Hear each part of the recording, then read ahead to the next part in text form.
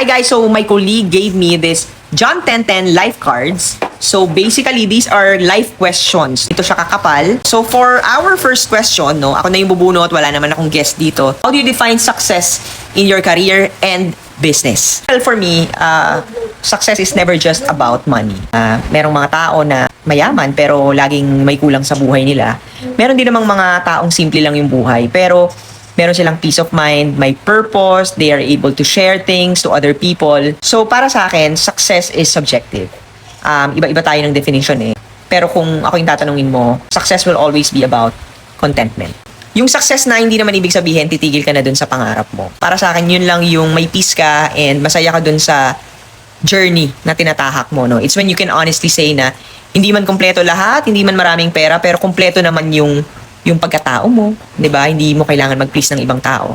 So para sa akin, it's the stage in life where you finally have the freedom to choose, what truly matters, freedom to spend time with the people that you love. Hindi mo na kailangan mamili, papasok ba ako sa trabaho or mag-spend time ba ako sa pamilya ko. It's the freedom to say no to things that no longer serve your purpose, that no longer serve you as a person, and hindi ka na din nag-grow dun sa bagay na yon. Hindi ka pilit na dapat nandito ka kahit ayaw mo naman na talaga.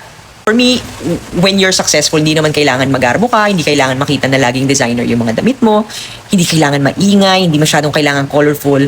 Minsan yung totoong success, yung tahimik ka lang, di ba? Yung may maayos kang bahay, may maayos kang pamilya, may masaya kang buhay, payapa yung puso mo, nakalain ka sa Panginoon. So to me, that's the kind of success worth chasing.